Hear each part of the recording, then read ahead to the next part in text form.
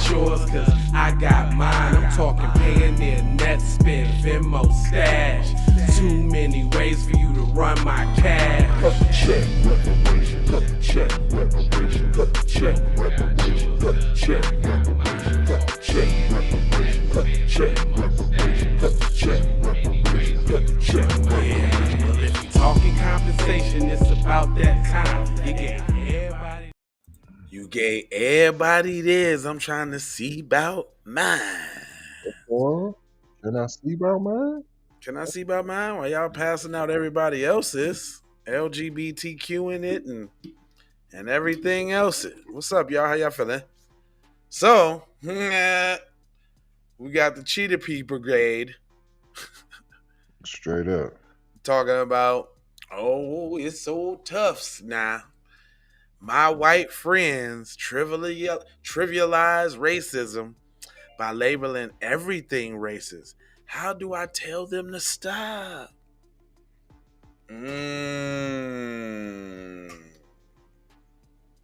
Well, I'll say this.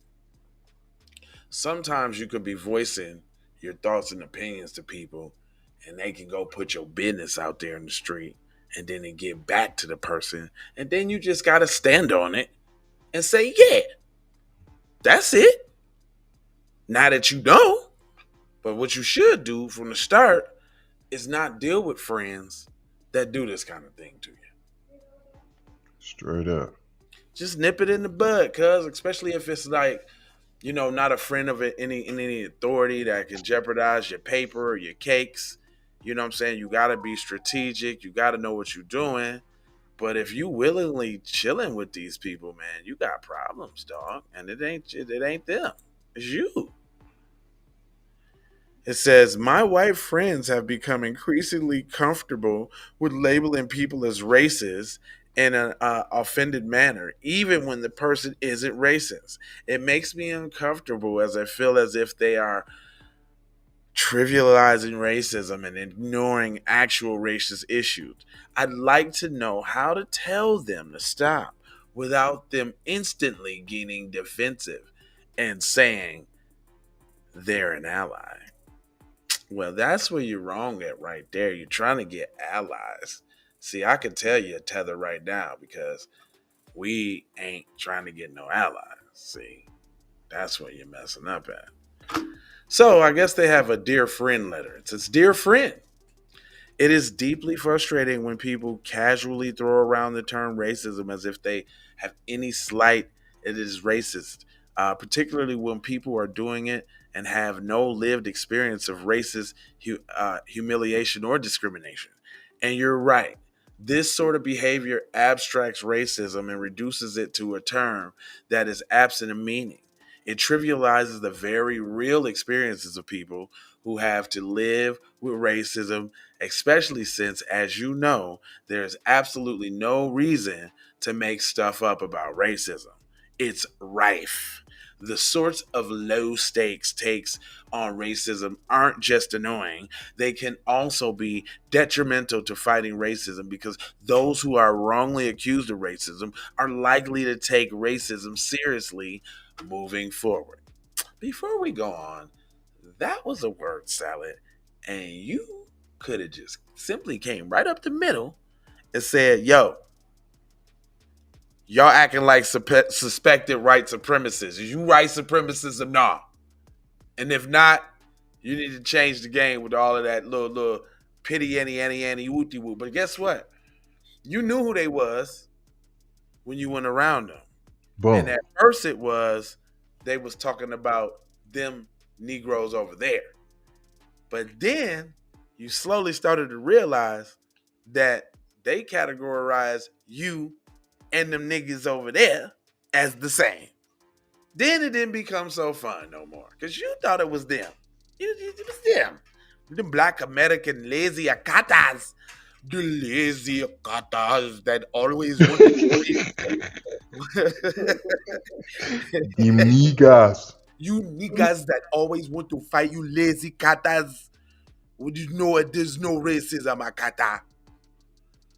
So, it's fashionable term for what you friends are doing is virtually signaling, but I'll be honest. I'm not a huge fan of labels because it obscures what is really going on with the casual frequency of invocation of racism in context where it is not only play. We all have virtues and we have signals them. No, we all have virtues and we signal them on a daily basis through how we dress and the people that we associate with, etc. What are you talking about? And I'm talking about, I'm reading this just like you're writing it. What are you talking about? You talking about the labels that you want to put on, that you was okay with them putting on other people, but then you found out that they was talking about you. It goes on to say a bunch of explaining. That's a lot of paragraphs I refuse to read.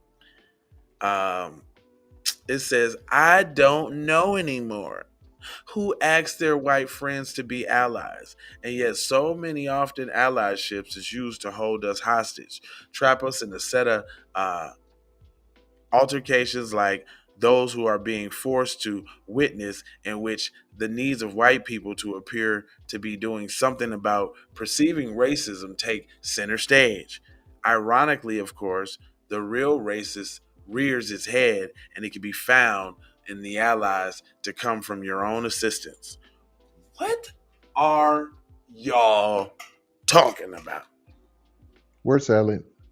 Why don't you just say your friends are racist, you got in over your head, you don't know how to get out because you're punctified, sissified, tetherfied, Boom.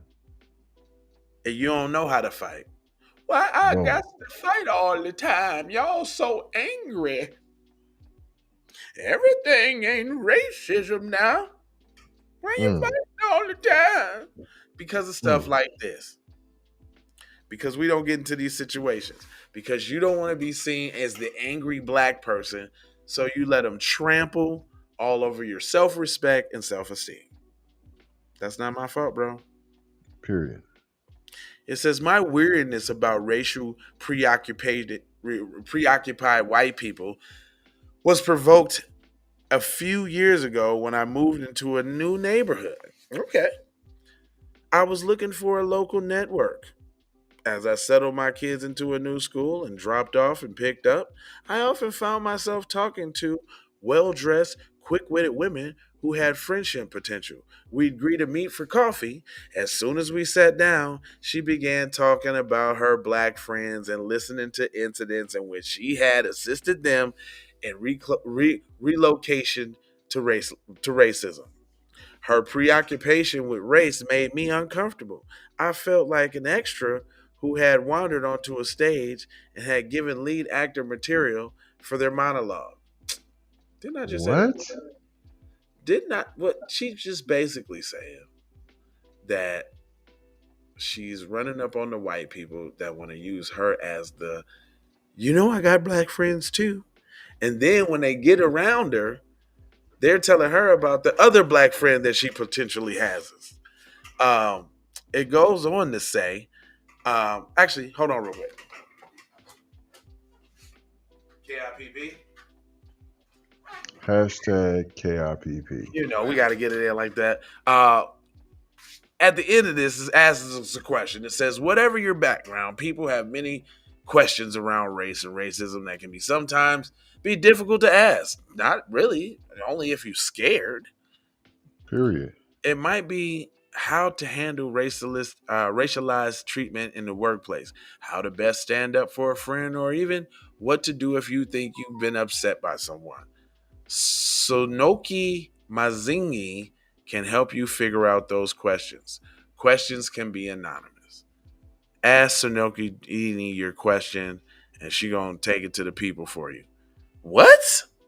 Who is Sonoki? Who was that? Hold on, man. Hold on, real quick, y'all. Tether speaking up for black people, huh? We gonna tell you. Man, what kind of name is that? We gonna give you the Oh, answer. okay. Well, that's who they want y'all to listen to. She gonna We tell you. already knew. She gonna tell you how to get out the workplace, man. I'm done with this one. This has been a bunch of cheetah pea and tether soup. Anyway, I ain't gonna I ain't gonna hold you, but I'm gonna mold you, fold you, and scold you about being on code. You know, I got 4 words for you. It's love, it's peace, it's blessings, and it's aloha. And I'm out to Doha for For Shoha. sure. You already know. You get there.